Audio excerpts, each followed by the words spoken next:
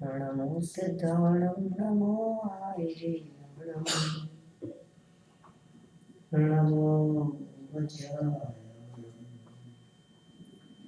नमो लोये सहस्राय मंगलं भगवान् वीरो मंगलं गौतममुनि मंगलं कुन्दकुन्दाख्यो जैन धर्मसुमङ्गलम् सर्वमङ्गलमाङ्गल्यं सर्वकल्याणकारितं प्रधानं सर्वधर्माणां जैनं जयतु शासनं जैनं जयतु शासनं।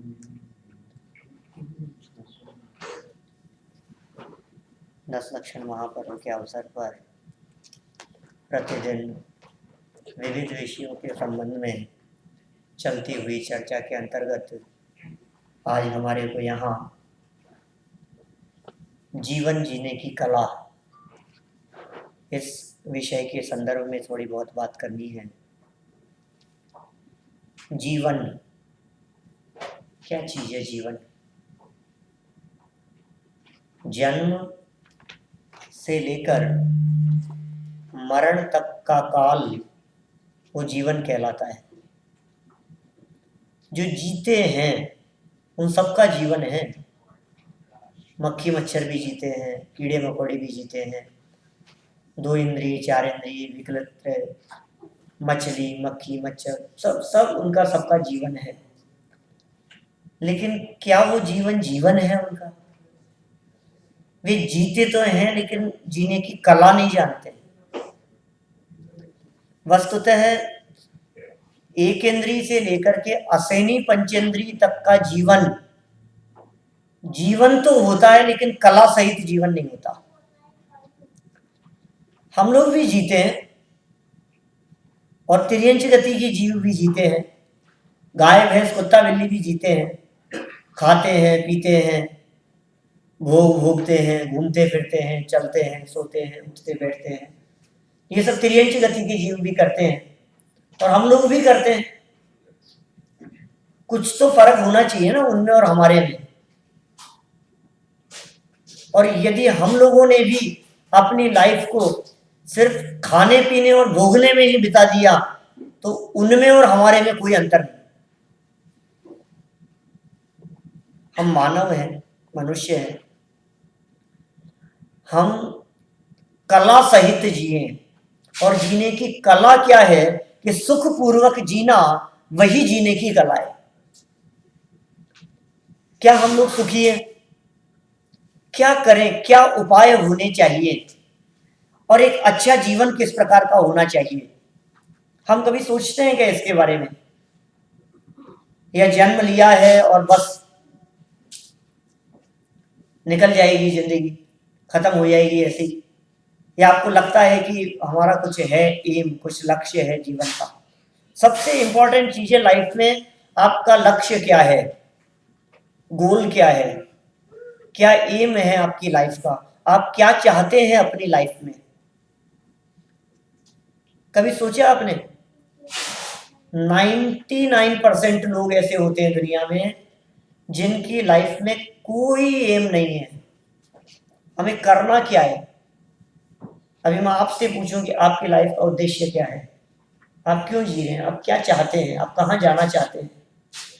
नहीं, बस चल रही है कुछ तो। जब मैं पूछता हूँ लोगों से लाइफ के बारे में तो लोग कहते हैं कि बस। और सब कैसी चल रही है लाइफ? चल रही है पंडित जी, काट रहे हैं, गुजर रही है, बस निकल रही है ऐसी। तो गुजारने के लिए, निपटाने के लिए, काटने के लिए लाइफ को हम कैसे जिए? प्रसन्नता से, खुशी से, हंसकर मुस्कुराकर सुखी होने का उपाय क्या है? हमारा जीवन में हमने कुछ गोल बना रखा है क्या? 90%, 95, 99% लोग ऐसे होते हैं जिनके जीवन में कोई उद्देश्य नहीं है, कुछ नहीं, बस सुबह से उठे, नहाए धोए, तैयार हुए और उन सब में भागम भाग लगी रहती है। फुर्सत नहीं है हमारे पास में। हम किधर भाग रहे हैं भाई साहब? कहाँ भाग रहे हैं आप? किस लिए भाग रहे हैं? कुछ पता नहीं, बस दौड़े जा रहे हैं। सुबह उठने से हमारी दौड़ शुरू होती है और वो दौड़ चलती रहती है। ट्रैफिक जाम, भागना, मतलब उठने से नहाना धोना, नाश्ता, भागना, ऑफिस, कंटिन्यू सुबह से एक ऐसी दौड़ में सवार हैं हम लोग। ये अंधी दौड़ कहाँ तक ले जाएगी हमारे को? बिना संयम का जीवन कहाँ जाएगा? कल संयम धर्म के बारे में चर्चा की थी दूसरे प्रवचन में। कहाँ जाना चाहते हैं आप? है कुछ आपके जीवन का उद्देश्य? हो सकता है कुछ युवाओं में कुछ जोश हो, कुछ आगे बढ़ने की तमन्ना हो, उत्साह हो कुछ, तो क्या होगा? कैसा है वो उत्साह? कौन सी जगह चाहते हैं हम? 2-4 गाड़ियां हो, बंगला हो, पैसे हो, इतना बैंक बैलेंस हो, ऐसी लाइफ की हम कल्पना करते हैं। फाइनल वही है बस। मैं सबसे पहली चीज कह रहा हूं, आप लक्ष्य बनाइए कि आपको क्या करना है लाइफ में। ये जो चल रही है, कट रही है ना, ऐसे नहीं चलेगा। हम जीवन ऐसे सबका, जिसका जन्म हुआ है उसका जीवन तो चलेगा ही साहब। ये तो आयु कर्म डिपेंडेंट है। जीवन जो है वो आयु कर्म के अनुसार चलता है। जन्म हुआ है, मनुष्य आयु शुरू हो गई, जब तक मौत नहीं होगी तब तक ये आयु कर्म चलता रहेगा, लाइफ चलती रहेगी। आप नहीं चलाएंगे तो भी चलेगी, अपने आप चलेगी। आप बैठे रहो, चाहे सोते रहो, चाहे खाते रहो। इंपॉर्टेंट बात ये हम कैसे स्पेंड कर रहे हैं अपना टाइम, हम अपना समय कैसे बिताना चाहते हैं, बेहतर लाइफ कैसी हो सकती है। बहुत लोग इसी तरह की भोग विलासिता वाली लाइफ को अपना एक उद्देश्य समझते हैं। किसी के कुछ सपने होते हैं कि ये मिल जाए तो बस, लेकिन फिर उसके बाद क्या होता है? मैं बहुत प्रैक्टिकल कहता हूं आपसे, जब तक जिस चीज की प्राप्ति नहीं होती है, आपके दिमाग में उस चीज को प्राप्त करने का लक्ष्य बना रहता है। हो सकता है एक धुन सवार हो किसी भी चीज को प्राप्त करने की, पाने की, ये चीज तो मुझे चाहिए।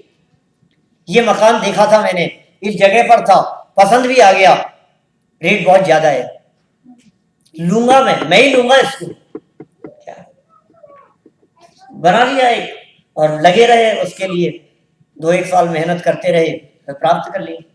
जब तक प्राप्त नहीं होता तब तक उसका उत्साह बना रहता है, लेकिन प्राप्त हो जाने के बाद में आपका उत्साह खत्म हो जाता है। सब लोगों ने एग्जाम दिए हैं, कुछ एग्जाम दे रहे हैं, कुछ कंपटीशन फाइट करते रहते हैं। आप सोचिए थोड़ा सा, आपने लक्ष्य बनाया इस तरह का कि मुझे यूनिवर्सिटी में टॉप करना है, फिर क्या करेंगे आप? आपने जो लक्ष्य बनाया उसके लिए क्या करेंगे? उस दिशा में प्रयास चलेगा आपका, आपकी कोशिश चलेगी। क्या कर रहे हैं? दिन रात सोते उठते खाते पीते हर समय सिर्फ आपको एक ही चीज दिखाई दे रही है, पढ़ाई पढ़ाई पढ़ाई पढ़ाई, और लक्ष्य टॉप करना है मेरे को। खाना छोड़ दिया, पीना छोड़ दिया, घूमना फिरना छोड़ दिया, फ्रेंड सर्किल में जाना छोड़ दिया, सब कुछ बंद कर दिया आपने। टीवी देखना बंद कर दिया, खेलना कूदना बंद कर दिया, लोगों से मिलना नहीं, कुछ नहीं, सब बंद करके एक ही लक्ष्य है बस, ये चाहिए मुझे, ये जॉब चाहिए, ये पोस्ट चाहिए मुझे, ये प्रमोशन चाहिए मुझे। वो लगा रहता है हमारे दिमाग में। 6 महीने तक कड़ी मेहनत करने के बाद में आपने एग्जाम दिया, कंपटीशन फाइट किया, सब लगाओ अपने अपने बारे में, अपनी किसी भी चीज पर। ये एग्जांपल दे रहा हूं, सिर्फ 2-4 लोगों पर ही लागू नहीं होता, सब पर लागू होता है। फिर क्या हुआ? सब कुछ छोड़ दिया था ना आपने, 6 महीने तक कड़ी मेहनत की थी, और अब परीक्षा की घड़ी आ गई, काम हो गया, रिजल्ट की इंतजारी, रिजल्ट आ गया, और संयोग की बात है, चांस की बात है कि आप जो चाहते थे वैसा हो गया। 6 महीने की मेहनत रंग लाई, दिन रात जिसके लिए हम एक कर दिए थे वो काम सफल हो गया। अब मैं आपसे पूछना चाहता हूं, वो खुशी, वो प्रसन्नता, वो उत्साह कितने समय तक रहेगा उस जीत का, जिसके लिए आपने 6 महीने लगाए थे? 6 महीने रहेंगे क्या? क्या बात करते हो? 6 दिन ही नहीं रहते हैं। मान लो टॉप कर लिया हमने, अभी नए विकल्प चालू हो जाती है, ऐसे थोड़ी ना मजा आएगा। कितना मजा आया होगा आपको टॉप करने में? अरे अभी नहीं, अभी तो लोगों को पता लगना चाहिए, कुछ लोगों के फोन आए, ऐसे कैसे मजा आएगा? मतलब जब तक 10-20 लोगों के फोन नहीं आए, हम उसको फेसबुक पर डाल दें और फेसबुक पे फ्रेंड्स हैं हमारे कितने न मालूम, कितने फ्रेंड्स अनजान जिनको हम कुछ नहीं जानते। 500 से ज्यादा फ्रेंड रिक्वेस्ट मेरे पास में पेंडिंग पड़ी है जिनको मैंने एक्सेप्ट नहीं किया। क्यों? मैं जानता नहीं हूं कौन है। हो सकता है वो मुझे जानते हो, कौन दोस्त है आपके, और फिर वो उस पर कमेंट्स करेंगे बहुत अच्छा, और सब उसको देख देख करके राजी होता रहता है, तो उसको प्रमोट करना चाहता है। अब 2-4 दिन 5 दिन बाद में नए विकल्प चालू हो जाते हैं, अब क्या करना है नेक्स्ट। और फिर कुछ समय निकल जाए, साल 2 साल निकल जाए कि आपको गोल्ड मेडल, अरे हाँ खत्म। ऐसा लक्ष्य होना चाहिए जिसके बाद में दूसरा लक्ष्य नहीं हो, फाइनल, इसके बाद कुछ नहीं। बोलो ऐसा लक्ष्य बना सकते हैं? बिना लक्ष्य का जीवन तो क्या है। हमारे को पता ही नहीं हमारे को कौन सी दिशा में जाना है, लक्ष्य का ही पता नहीं है। रेलवे स्टेशन पे पहुंचे हम और हमने कहा कि भैया टिकट दे दो, कि कहाँ जाना है? अरे दे दो यार, कि नहीं कहाँ जाना है ये तो बताओ, इतनी गाड़ियां हैं, तुम्हारे को क्या मतलब है, दे दो ना टिकट, पैसे दे रहा हूं टिकट ले रहा हूं।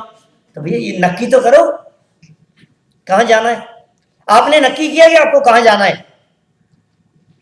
आपका निर्णय है आपको कहाँ जाना है।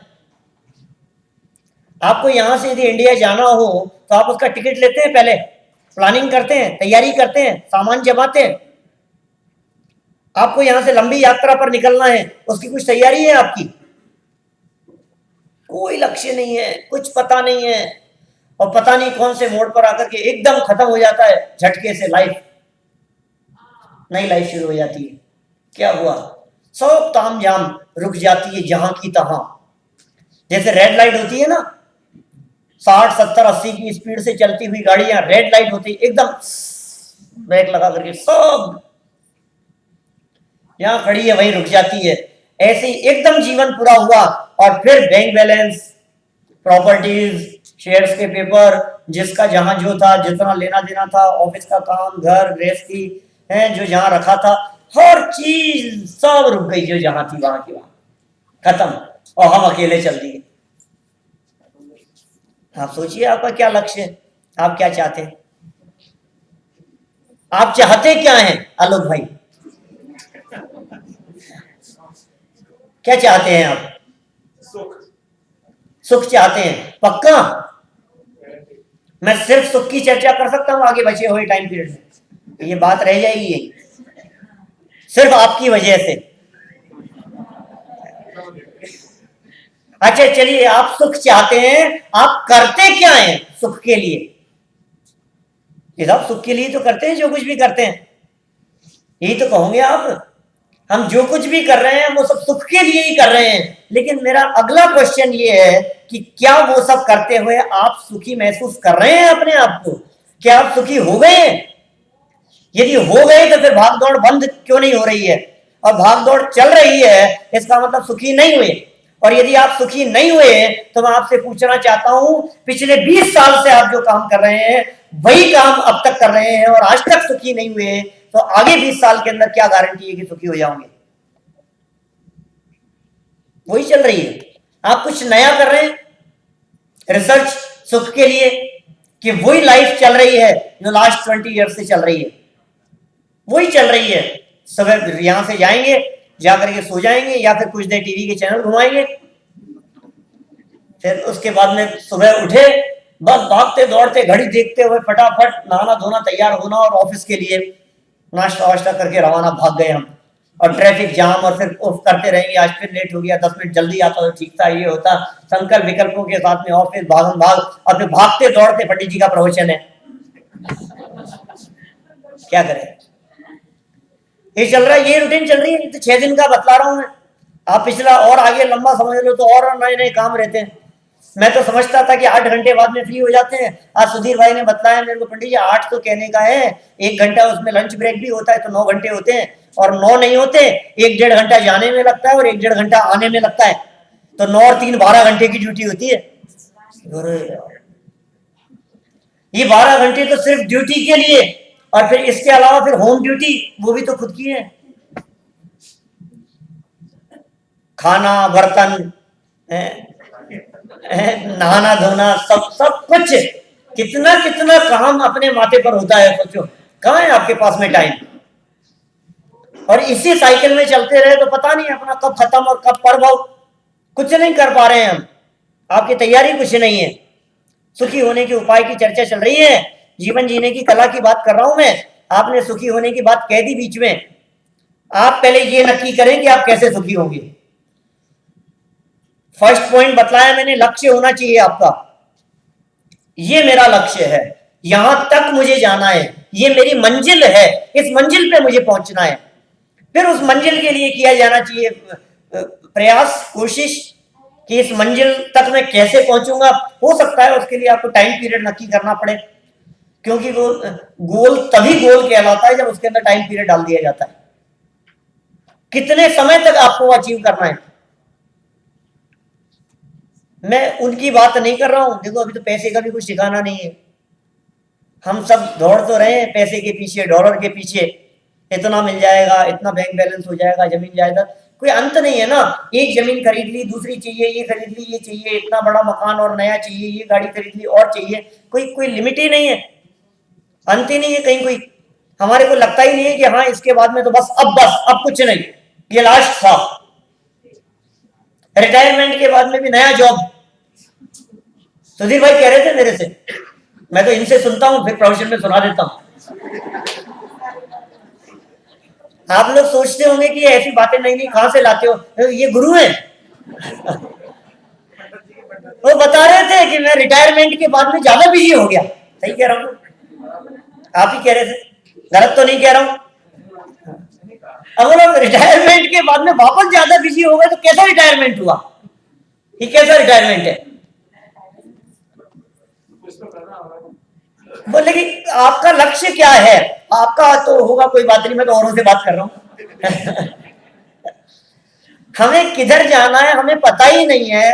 हम बाहर गाड़ी में जाकर के बैठ गए, गाड़ी शुरू कर लिया हमने, गाड़ी ऑन हो गई, गियर में लगा दी, अब चल रहे हैं हम। किधर जा रहे हो भाई साहब, किधर जाना है आपको, वो आपका जीपीएस घुमाता रहेगा आपको।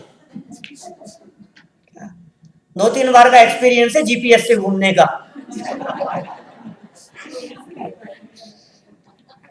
आपका वो लक्ष्य ही नहीं है, आपका उसमें एड्रेस ही बराबर नहीं है, आपको पता ही नहीं है कि आपको जाना कहाँ है, और बस चल दी। अरे जाने दो मेरे को, किधर जा रहे हो भैया, जाने दो, टाइम नहीं है मेरे को, निकलने दो। किधर जा रहे हो भैया ये तो बताओ, दौड़ने दो बस। अभी बाद में मालूम चला कि जिस दिशा में जा रहे थे वो दिशा ही गलत थी, अपोजिट डायरेक्शन में जा रहे थे। अपोजिट डायरेक्शन के अंदर आप कितना भी तेज चलो या कितना भी धीरे चलो, मंजिल तक कभी नहीं पहुंच पाओगे। और राइट डायरेक्शन के अंदर यदि आप चल रहे हैं तो भले ही बहुत धीरे एक एक कदम बढ़ाएं, किसी न किसी समय पर आप मंजिल पे जरूर पहुंच जाएंगे। तो हम सुखी होने के लिए क्या कर रहे हैं, धन, पैसा, सोना, खाना पीना, और यही सब तो है, इनके अलावा भी कुछ हो रहा है क्या। चलो मैं कहता हूं आपको तो नहीं होगा निर्णय, लेकिन जिनके पास में ये सब कुछ है एक बार उनको देख लो ना, वो कितना सुखी है। कि नहीं साहब हम दूसरों के एक्सपीरियंस से काम नहीं चलाते, हम तो खुद गड्ढे में गिर करके देखेंगे कितनी चोट लगती है। कैसी बात कर रहे हो आप, देखो सामने गड्ढा है, सामने वाला गिर गया है, आप लोग नहीं देखते हैं ऐसा। रोड पर चलने वाली गाड़ी स्पीड ब्रेक, अपने को पता लग जाता है कि आगे वाली गाड़ी ब्रेकर है, उसने थोड़ा जंप किया, हमारे को पता लग जाता है कि वहां बीच में गड्ढा है, हम गाड़ी को संभाल करके चलाते हैं। तो हम दूसरे की लाइफ को देख करके सीख नहीं सकते हैं, वो छोड़ करके चले गए, वो छोड़ करके चले गए, उनके साथ में ऐसा हो गया, वो भोग नहीं सके, उनके शरीर की स्थिति हो गई, उनके ब्रेन हेमरेज हो गया, उनके हार्ट अटैक हो गया, उनकी किडनी फेल हो गई। रोज देख रहे हैं ना ऐसा, फिर नहीं सीख रहे हैं हम उनको देख करके। फिर आखिर चाहते क्या है, मुझे ये नहीं समझ में आ रहा है। कहते तो आप यही हो कि हमें सुख चाहिए, लेकिन हमें नहीं लगता कि आपको सुख चाहिए। श्रीमद राजचंद्र जी कहते हैं, सुख प्राप्ति हेतु प्रयत्न करते, सुख जाता दूर है।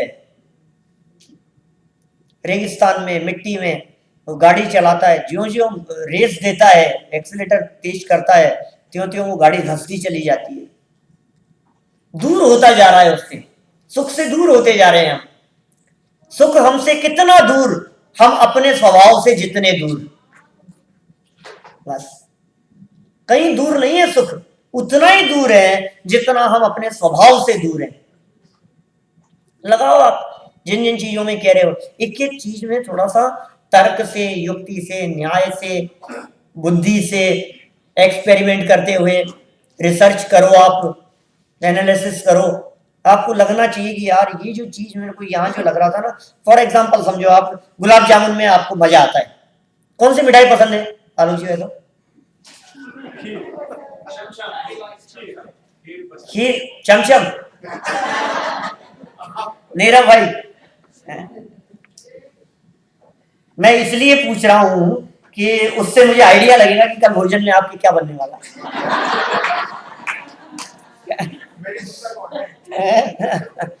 खीर, चलो खीर में सुख है।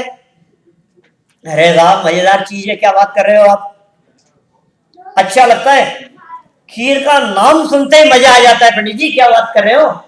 मैंने कई ऐसे लोग देखे था वहां इंडिया में, यहाँ का तो पता नहीं मेरे को, यहाँ तो अभी और रहना है 2-4 दिन। मैंने वो यदि पता लग जाए कोई फेवरेट चीज घर में बन रही है तो ऑफिस से 2 घंटा जल्दी आ जाते हैं। तो हमें ऐसे लगता है वो चीज का मतलब समझ लो आप, ये चीज हमारे को पसंद है तो उसका नाम लेते ही मजा आ जाता है, फिर वो चीज सामने आएगी तो कितना सुखी होंगे हम। मजा आ गया ना? तो अब एक काम करो, उसका नाम ही रिकॉर्ड करके रख देते, चलता रहेगा, खुश होते रहना। अरे नहीं नहीं, और सामने आ जाए तो। मेरा नेक्स्ट क्वेश्चन, अच्छा उस चीज को देखने से मजा आता है कि खीर उठाने में मजा आता है, प्याला उठाने में मजा आता है? अरे पंडित जी कैसी मूर्खों जैसी बात कर रहे हो आप, देखने और उठाने में मजा आता है क्या कोई? खाने में मजा आता है।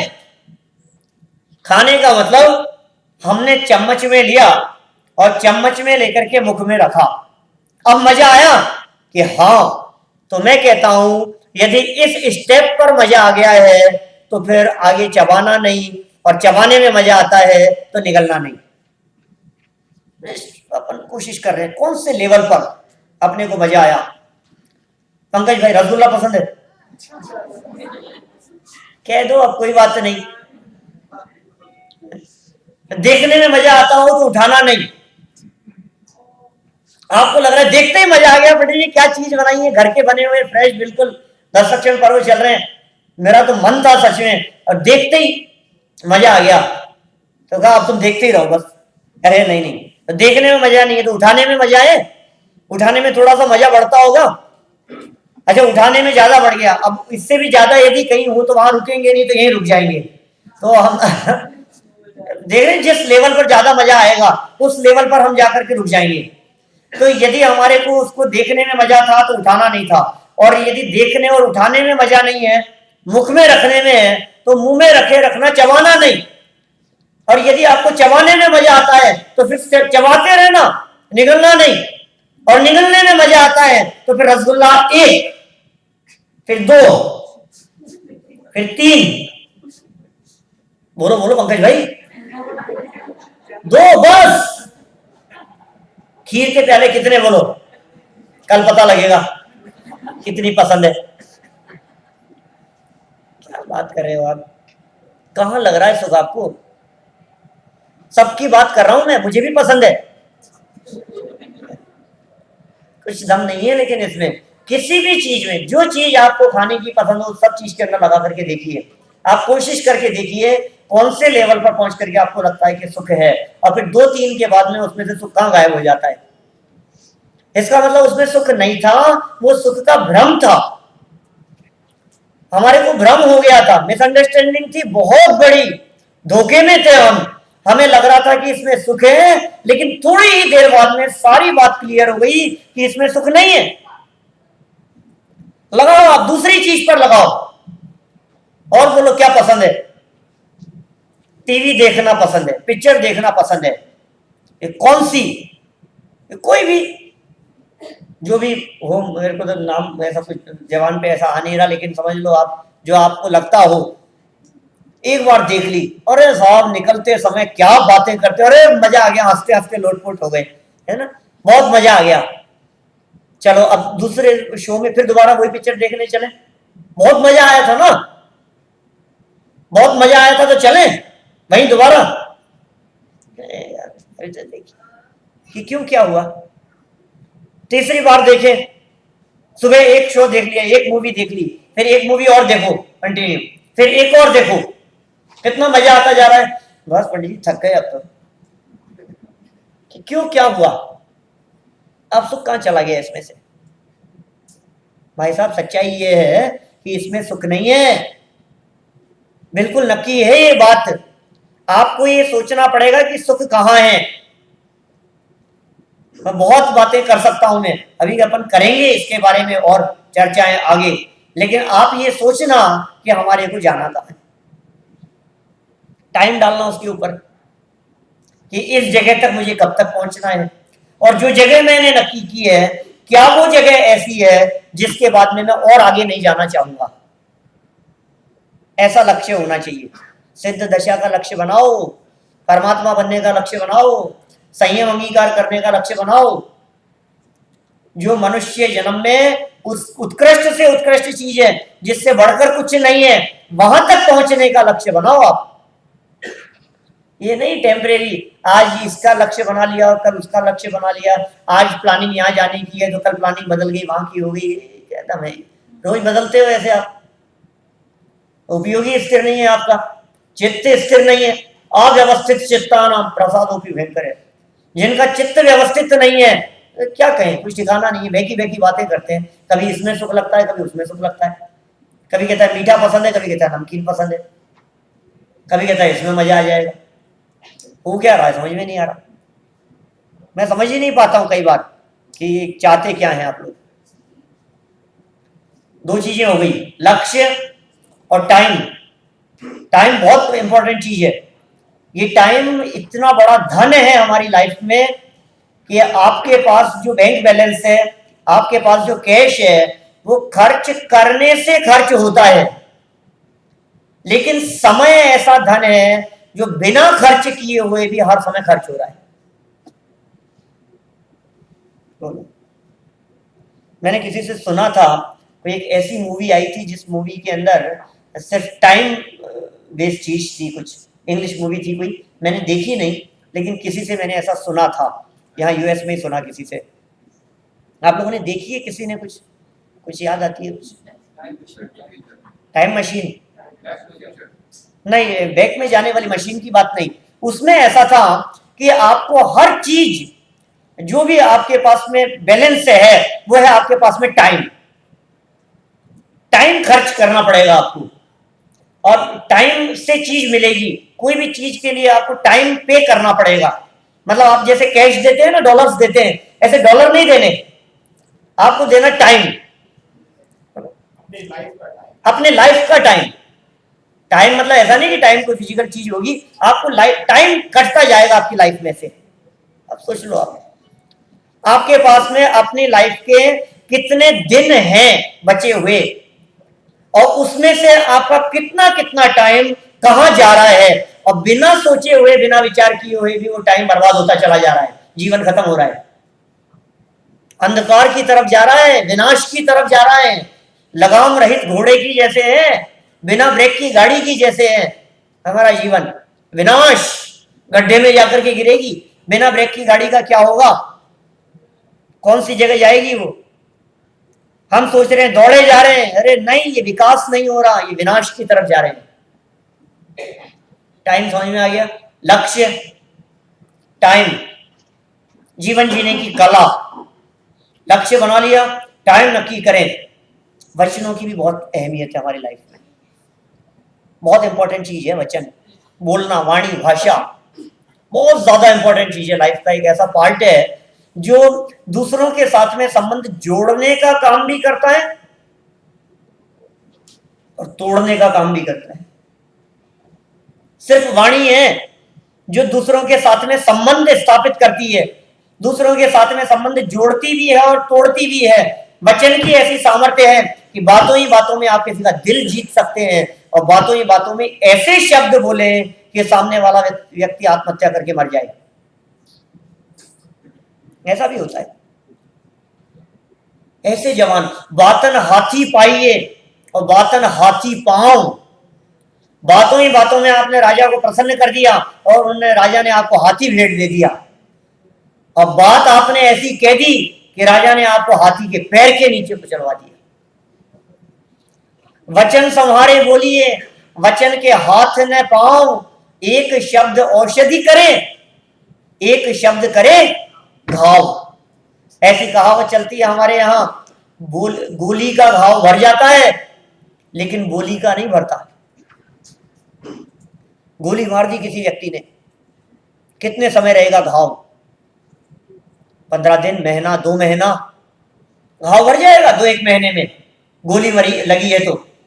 और जवान से जो घाव दिए हैं वो आपने ऐसा कहते हुए कई लोगों को सुना होगा जो ये कहते हैं, अरे पंडित जी ऐसी बात बोली थी उस दिन उसने, मैं जिंदगी भर नहीं भूल सकता। ऐसा घाव, ये जवान के घाव हैं। तो क्यों नहीं हम सावधान रहें, क्यों नहीं प्रशंसा करें, क्यों नहीं अच्छी बातें बोले हम। वचने किम दरिद्रता, एक सूक्ति है संस्कृत में, वचनों में दरिद्रता का क्या काम, बोलने में दरिद्रता क्यों है। कबीरदास जी कहते हैं, ऐसी वाणी बोलिए मन का आपा खोए, औरन को शीतल करे आपहु शीतल होए। बात ही बात में बात बिगड़ जाती है, बात बात में तलाक हो जाते हैं, बात बात में झगड़े हो जाते हैं, घर टूट जाते हैं, बात बात में भाई भाई आपस में एक दूसरे को मरने मारने को तैयार हो जाते हैं। सब जवान का चक्कर है। बोलो, इतनी सी जवान, थोड़ी सी सावधानी बहुत खराब है। एक बार दांतों में और जीभ में आपस में झगड़ा हो गया, जीभ ने कुछ कह दिया और दांतों ने कुछ कह दिया, आपस में एक दूसरे के बारे में सुना रहे थे कि तू संभल करके रहना। दांतों ने बहुत ताव में आकर के कहा कि तू समझती क्या है अपने आप को, हम 32 हैं और तू अकेली है और हम सबके बीच में रहती है। तो जीभ ने भी कह दिया कि ज्यादा घमंड मत करो, एक ही बात ऐसी कहूंगी कि 32 उतरवाओगे।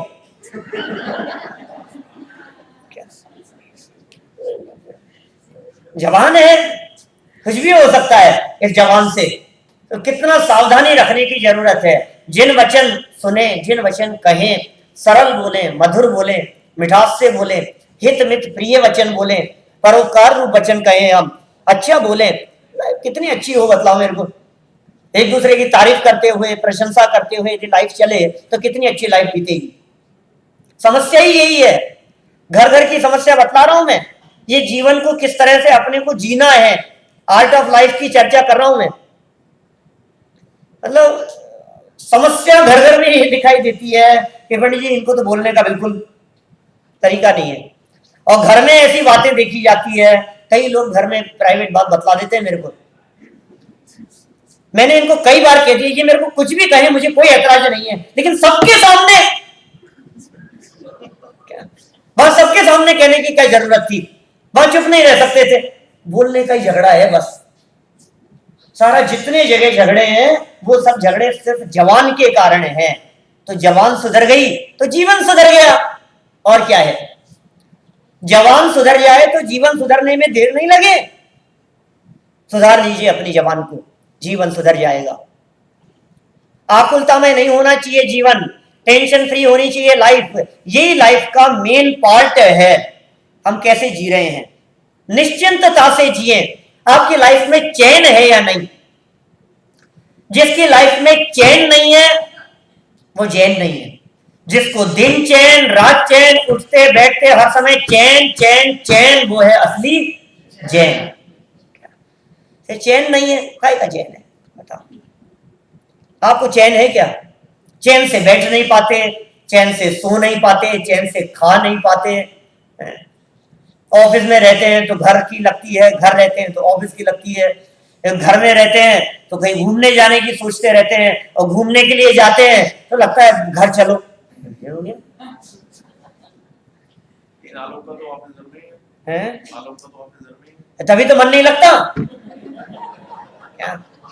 क्या करें? सबके साथ में यही चक्कर है। ये जहां रहता है वहां चैन नहीं है, इसको वहां सुख नहीं है। हम कह रहे हैं आप अपने जीवन को जिन सिद्धांतों के साथ में जिए, आप अपने जीवन को जैन सिद्धांतों के साथ में जी करके देखिए, फिर देखिए जीवन का मजा ही कुछ और है। फिर क्या आनंद आता है जीवन जीने में।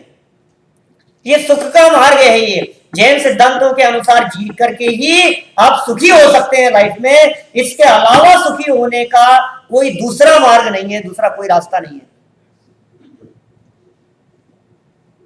कितने सिद्धांत हैं, कितनी चर्चाएं हैं, बड़ा आनंद आता है। एक बार आप डूब करके देखिए इसमें क्या क्या सिखा रहा है, जिनागम सिखा रहा है हमारे को। आप क्या खा रहे हैं, कैसे खा रहे हैं, तो उसमें कैसे एंजॉय करें, आप परिस्थिति को कैसे टैकल करें, ये सिखा रहा है आपको।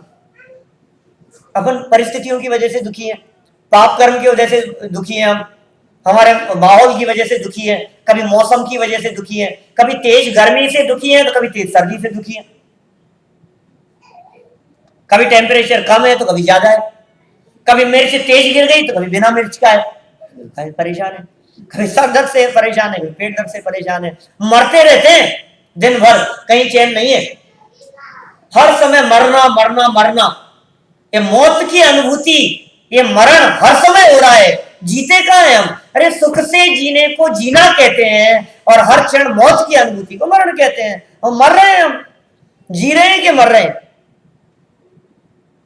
कई लोग मिलते हैं, आप लोगों में से कई कह देते होंगे, कई बार निकलता होगा आपकी जबान से, आज तो मर गए पंडित जी।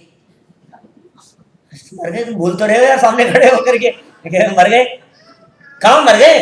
आज तो गर्मी से मर गए, आज तो गर्मी से मर गए, हाथ सर्दी से मर गए हैं, कभी लाइट के बिना मर गए, कभी किसी चीज से मर गए। इतनी तेज, सच में उनके यहाँ खाना खाया, इतनी तेज मिर्च थी ना, आज तो मर गए मिर्ची से। कितनी बार मरता है मेरे को समझ में नहीं आता, मरता ही रहता है। मरण माने दुख की अनुभूति, उसे मरण कहते हैं। सुख की अनुभूति उसे जीवन कहते हैं। आप सुख की अनुभूति सहित जिए या नहीं जिए, या दुख की अनुभूति सहित ही हमारा जीवन चल रहा है? आपको कभी लगता है कि हम सुखी हैं, आपको लगता है कि हाँ ये स्थिति ऐसी है, इसके बाद में दुख नहीं है, हर परिस्थिति में आप सुखी रह सकते हैं। ज्ञानी धर्मात्मा पुरुष को परिस्थितियां दुखी नहीं करती। क्यों नहीं करती? क्योंकि उनकी मनस्थिति बदल गई है, सोचने का नजरिया बदल गया, चिंतन बदल गया। किसी भी चीज को देख करके कैसे देखें ये सोच बदल जाती है, फिर दुखी नहीं होते। कैसे कैसे संकट नहीं आते। आप परमाणु योग उठा करके देखो, सीता का जीवन देखो, अंजना का जीवन देखो, सती मैना सुंदरी का जीवन देखो, मनोरमा का जीवन देखो, अंजना का, इन लोगों के जीवन तो देखो आप किस प्रकार के थे। सबकी लाइफ देख करके आपको ऐसा लगेगा यार कैसे इन्होंने ऐसी लाइफ के अंदर कैसे जिए, उनकी जगह हम होते तो जी नहीं सकते थे। मैं कहता हूं आप जो दुखी हैं उस दुख का कारण कहीं बाहर में नहीं है, दुख का कारण आपकी सोच में है। ये व्यक्ति परिस्थितियों से दुखी नहीं है, ये व्यक्ति अपने माइंड से दुखी है, मन से दुखी है, चिंतन से दुखी है, सोच से दुखी है। दुख का कारण बाहर में नहीं है, दुख का कारण वस्तुओं में नहीं है। हम इनको हटाना सटाना चाहते हैं, सुखी होने के नाम पर इनको जोड़ना चाहते हैं, सुखी होने के नाम पर इसको हटाना चाहते हैं। इसको हटाओ, इसको इकट्ठा करो, ये लाओ, इससे मैं सुखी हो जाऊंगा। यही तो चल रहा है लाइफ में, सुखी होने के नाम पर। नहीं है, लेकिन ये आपके सुखी होने के हेतु नहीं है, ये आपके सुख का कारण नहीं है। आपको सोचना पड़ेगा, यू हैव टू थिंक। आपको एक बार विचार करना पड़ेगा इसके बारे में कि कहां सुख है और मैं दुखी क्यों? परिस्थितियों से नहीं, मन मन मन चिंतन सोच, वो आपके दुख का कारण है। देखिए शारीरिक दुख इतने ज्यादा खतरनाक नहीं होते जितना ये व्यक्ति मानसिक दुख से दुखी होता है। आप एग्री करते हैं मेरी बात से? शारीरिक दुखों की तुलना में मानसिक दुख ज्यादा खतरनाक होते हैं, ज्यादा दुख देने वाले होते हैं। हिमांशु भाई, मैं इसको प्रूव कर सकता हूं इस बात को। मैं आज तक आपने कभी न्यूज़पेपर में, किसी न्यूज चैनल पर ऐसी खबर कभी नहीं पढ़ी होगी जिसमें यह बात आई हो कि वो व्यक्ति अपने सर दर्द की वजह से इतना परेशान था कि उसने आत्महत्या कर ली। कभी नहीं पढ़ेंगे आप। उनके इतना घुटनों में दर्द रहता था कि वो जहर खा करके मर गए। कोई नहीं मरता है घुटनों में दर्द में जहर खा के, कोई नहीं मरता है कमर दर्द की वजह से जहर खा करके, कोई आत्महत्या नहीं करता है। लेकिन आपने ऐसी खबरें तो कई बार न्यूज़पेपर में पढ़ी होंगी जिनमें बोर्ड का रिजल्ट आया, 10th का रिजल्ट आया, बच्चा रिजल्ट देखने के लिए गया और वापस घर नहीं लौटा। क्या ऐसी खबरें तो पढ़ी है आपने? बेटा घर से गया था और लौट करके ही नहीं आया। पिताजी ने डांट दिया और डांटने के बाद में वो घर से निकल गया और फिर लौट करके नहीं आया, लाश आई उसकी। ऐसी खबर तो हमने कई बार पढ़ी है कि क्यों, क्या हुआ? न्यूज़पेपर देखने के बाद में पेट में दर्द हुआ था कि सर दर्द हुआ था? पिताजी के डांटने से दाढ़ में दर्द हो रहा था क्या, कि कान में दर्द था? कुछ नहीं। कौन सा दुख था वो? मानसिक दुख। ये मानसिक दुखों के कारण आत्महत्या करके भी सुखी होना चाहता है, लेकिन सुखी होने का उपाय आत्म आराधना है, आत्महत्या नहीं है सुखी होने का रास्ता। ये सोचता है कि मैं बहुत परेशान हो गया, आत्महत्या कर लूं, मैं सुखी हो जाऊंगा। नहीं होंगे आप सुखी, क्योंकि रास्ता नहीं है सुखी होने का। क्या है सुखी होने का रास्ता? कि दुख कहां था? कि मानसिक दुख। तो सुख कहां होगा? कि मानसिक बदल लो आप। चिंतन आपका गलत चल रहा था तो आप दुखी थे, और चिंतन आपका सही हो गया तो आप सुखी हो गए। कितने आसान सी चीज है, बिल्कुल कठिन नहीं है ये बात। जिस वजह से आप दुखी हैं, आप उस चीज को रिमूव कर दीजिए, आप सुखी हो जाएंगे। गड़बड़ी कहां है? दिमाग में। तो सुधारना कहां है? दिमाग में। जिनवाणी माइंड फ्रेश करती है, जिनवाणी माइंड क्लीन करती है, दिमाग का कचरा साफ करती है। नजरिया ही बदल दिया हमारा सोचने का, देखने का नजरिया ही बदल गया। एक एक सिद्धांत उठा करके देखो आप। न्याय की अपेक्षा से देखो, अपने पहले दिन चर्चा की थी। अनुयोगों की अपेक्षा से देखो, द्रव्य गुण पर्याय की अपेक्षा से देखो। आपको जहां जहां परेशानियां लगती है, मैं कला सिखाने की बात कर रहा हूं आज आपको यहां पर बैठ करके, जीवन जीने की। जैन सिद्धांत जीवन जीने की ऐसी कला है कि आप हर परिस्थितियों से निपटने की कला सीख लेंगे। कैसे निपटे? आप समस्या बतलाओ, मैं सॉल्यूशन बतलाता हूं।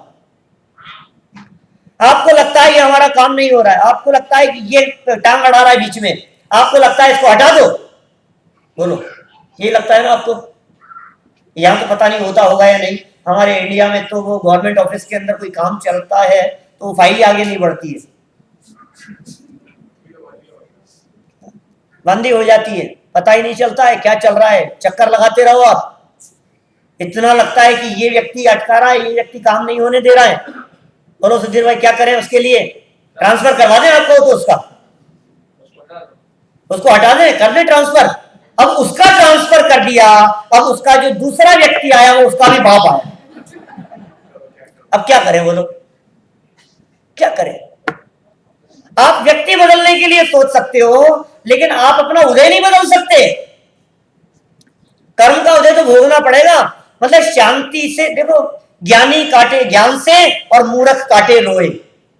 ज्ञानी जीव हर परिस्थितियों को ज्ञान से काटता है, और जो मूर्ख होते हैं वो रो रो करके काटते हैं। अब आपको कैसा काटना है वो देखिए, आप कैसा काटना चाहते हैं। आपने सुना गोपाल दास जी भरैया का नाम? नहीं सुना आपने? और बहुत गजब विद्वान थे। जितनी विद्वत परंपरा आज हिंदुस्तान में चल रही है, समझ लीजिए आप उसके जनक थे एक प्रकार से। गोपाल दास जी भरैया बहुत बड़े विद्वान थे, प्रवचन करते थे।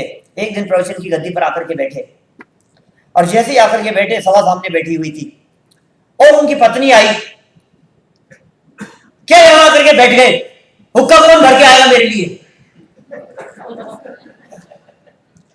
अब बेचारे पंडित जी उठ करके गए, छोड़ दिया तो उठ करके गए, घर जाकर के लिए उसका हुक्का भरा, और फिर वो उसके बाद में वापस लौट करके आए। अब आप जानते हो पब्लिक तो पब्लिक है,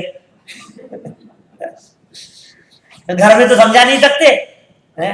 अपनी बीवी तो कंट्रोल में रहती नहीं है, उसको तो नहीं समझा सकते, और हमें समझाते हैं। तो सब तरह के लोग हैं भाई। कैसे रहते होंगे वो, कैसे शांत भाव से रहते होंगे। पता है लास्ट में जब वो मरे तो उनकी पत्नी को समझ में आई, और उसने कहा कि मैंने तुम्हारे को बहुत परेशान किया है। तो उनका अंत समय जब था, मैंने आपको बहुत दुख दिए हैं, मैं क्षमा चाहती हूँ आपसे। कि नहीं, तेरी कोई गलती नहीं है, तू तो मेरे लिए बहुत अनुकूल थी। क्या मतलब अनुकूल थी? ये तो बहुत डांट करके रखती थी, झगड़ा करती थी चैन से। मतलब इसलिए कि यदि तू राग बढ़ाने वाली होती तो मैं धर्म आराधना नहीं कर पाता, घर में ही बैठा रहता। माने वो राग बढ़ाने वाली नहीं थी, इसलिए तुम्हारा जो तुम्हें चाहिए, तुम्हारा काम पूरा किया, कहा कि घर में झाड़ू लगानी है तो झाड़ू लगाई, और फिर अपन फ्री। क्या है, बर्तन साफ करने हैं तो कर दिए, ये काम करना है तो कर दिया, फिर अपन मंदिर जाकर के फ्री अपने धर्म ध्यान कर सकते हैं। तो कैसे ज्ञानियों का जीवन, कैसे कैसी परिस्थितियां नहीं बनती है उनके साथ में, वो कैसा सोचते हैं। कल परसों मैंने आपको नहीं बतलाया था, वो चंपतराज जी बैरिस्टर जो थे, पागल स्त्री से उनकी शादी कर दी गई थी। सीता का प्रसंग जंगल में छुड़वा दिया गया था, अंजना के साथ में देखो क्या हुआ। अब देखो ये लोग अपने को क्या है, उन लोगों की लाइफ में अपने को बहुत बड़ा संबल प्रदान करती है, ताकत प्रदान करती है हमारे को कि हम कैसे जी रहे हैं, ये कला सिखा रही है। ये प्रथमानुयोग, चरणानुयोग हमारे को सिखा रहा है क्या खाना, कब खाना, कैसे उठना, कैसे बैठना, कैसे बोलना, हित में प्रिय वचन बोलना, ये चरणानुयोग सिखा रहा है हमारे को। कैसी कला सीख रहे हैं हम। कर्णानुयोग उदय के अंदर उदय का माहौल सिखा रहा है। द्रव्यानुयोग वस्तु स्वरूप की बात बता रहा है कि इन सब परिस्थितियों के रहते हुए भी, इन परिस्थितियों से अप्रभावित यदि तुम रह सकते हो तो समझ लो परमात्मा बन सकते हो। मार्ग शुरू होता है परमात्मा बनने का। सीखो आप, निमित्त उपादान की चर्चा देखो, निश्चय व्यवहार की चर्चा देखो, द्रव्य गुण पर्याय की बात करो, द्रव्य दृष्टि से देखो, पर्याय दृष्टि से देखो। एक व्यक्ति हमारे को बुरा भला कह रहा था, किसी व्यक्ति ने मुझसे आकर के कहा, अरे पंडित जी आपको पता है वो आपकी कितनी बुराई कर रहे थे, बहुत बुराई कर रहे थे आपकी। मैंने कहा हाँ कोई बात नहीं, अरे बहुत बुराई कर रहे होंगे तो कोई बात नहीं। देखो जो द्रव्य दृष्टि से देखता है, पर्याय दृष्टि से देखोगे तो भी क्रोध नहीं आएगा, और द्रव्य दृष्टि से देखोगे तब भी क्रोध नहीं आएगा। गजब है हिमांशु भाई। पर्याय, पर्याय जानते हैं, पर्याय समझते हैं आप लोग। पर्याय माने परिवर्तनशील पार्ट। हम जो है हमारे दो पार्ट है एट ए टाइम, दो तरह की चीजें साथ में चल रही है। जैन दर्शन का मूल सिद्धांत है उत्पाद व द्रव्य युक्तम सत। 45-47 क्रॉस हो गए मुझे पता है। माने उत्पाद व द्रव्य युक्तम सत, उत्पाद भी और ध्रुवता भी, दोनों चीजें एक साथ। ध्रुव भी है और उत्पाद भी है। ध्रुव वाला पार्ट कहलाता है द्रव्य और उत्पाद वाला पार्ट कहलाता है पर्याय। जो अवस्था बदल रही है और नहीं बदल रही है, परमानेंसी विद ए चेंज हर वस्तु में है। दुनिया की हर वस्तु निरंतर बदलती हुई नहीं बदल रही है, और नहीं बदलती हुई बदल रही है। आपको लगेगा ऐसा कैसे, ये ऐसा ही है वस्तु का स्वरूप। आप उस घटना को द्रव्य दृष्टि से देखो, आपको लगेगा कौन किसकी निंदा कर सकता है, सब स्वतंत्र है। आपको द्रव्य दृष्टि से देखोगे तो सब भगवान नजर आएंगे। जब आप पर्याय दृष्टि से देखते हैं तो आप सामने वाले व्यक्ति को ये कह सकते हैं, भैया निंदा करने वाली, आलोचना करने वाली, बुराई करने वाली पर्याय तो गई, हो सकता है वो इस समय मेरी प्रशंसा कर रहा हो। क्या कभी होता है ऐसा? बिल्कुल प्रैक्टिकल देखते हैं हम लोग। मैंने किसी व्यक्ति की बुराई की तो डांट दिया। कभी कभी स्टूडेंट्स पढ़ते हैं ना क्लास में, उनको डांट दिया बहुत तेज, उसने कोई गलती करी और बहुत तेज डांट दिया, चला गया, बात खत्म हो गई, क्लास खत्म हो गई। बाद में हम ही विचार करते हैं यार ज्यादा ही कह दिया मैंने उसको, यार इतना भी नहीं कहना चाहिए था। आप सोचते हैं ऐसा कभी? लगता भी है ऐसा, इतना नहीं कहना चाहिए था। अब देखो, अब उसको लेकर के वो बैठा रहे। हम कोई व्यक्ति यदि मेरी निंदा कर रहा था तो निंदा करने वाली अवस्था तो चले गई ना, अभी तो प्रशंसा करने वाली अवस्था आ गई। हो सकता है वो मेरी प्रशंसा कर रहा हो, क्षणिक आने जाने वाली पर्यायों के आधार पर मित्रता और शत्रुता कर लेने में कोई समझदारी नहीं है, क्योंकि मित्रता और शत्रुता ये परमानेंट नहीं होती। जो मित्र होते हैं वो कुछ काल बाद में शत्रु होते हुए देखे जाते हैं, जो शत्रु होते हैं वो कुछ काल बाद में मित्र होते हुए देखे जाते हैं। ये अवस्थाएं बदलती रहती है। जब हम मारीची को देखते हैं जिसने विरोध किया था वहां समूह चरण में खड़े होकर के, तो हमें लगता है नालायक, सामने मिल जाए तो जान से मार दूंगा। करता क्या है? तो भगवान का विरोध कर रहा है, समझता क्या है? बोलो, लगता नहीं है आपको ऐसा? आज आपके आराध्य के ऊपर कोई उंगली उठाए, उनके बारे में कोई अपशब्द कहे, बुरा भला कहे, मूर्ति तोड़े, है कुछ ना कोई उल्टा सीधा कहे, आपको गुस्सा नहीं आता है? मारीची को देख करके आपको कैसा लगेगा? और जब आप महावीर को देखते हैं तो भक्ति का राग उमड़ता है, भक्ति का भाव जागृत होता है। मारीच एक अलग अवस्था है, महावीर एक अलग अवस्था है, दोनों अवस्थाएं उसी की है। जब आप द्रव्य दृष्टि से देखते हैं तो वीतराग भाव जागृत होता है, न राग आता है न द्वेष का भाव जागृत होता है। ये सहज रहने की कला सिखाता है। जैन दर्शन सहज रहना सिखाता है। इन जैन सिद्धांतों का चिंतन करते हुए हम सहज रहने की कला सीखें, वही सीखना है हमारे को। हम यदि इन 10 दिनों के अंदर सहज रहना सीख गए, परिस्थितियों को हैंडल करना, टैकल करना यदि सीख गए, प्रतिकूल परिस्थितियों के अंदर किस तरह से शांति से अपनी लाइफ निकालनी है, ये यदि हम सीख गए तो समझ लीजिए हमारा ये पर्व मनाना सार्थक हो जाएगा। ये जैन सिद्धांत बहुत अपूर्व है, जो अपूर्व कला हमको सिखाते हैं। इस कला पूर्वक हम लोग अपने जीवन को सुख शांति में व्यतीत करते हुए जीवें और अंत काल में अपने स्वभाव का आश्रय लेकर के परमानेंट सुख की प्राप्ति करें, सिद्धालय की प्राप्ति करें। इसी भावना से बात को विराम दें।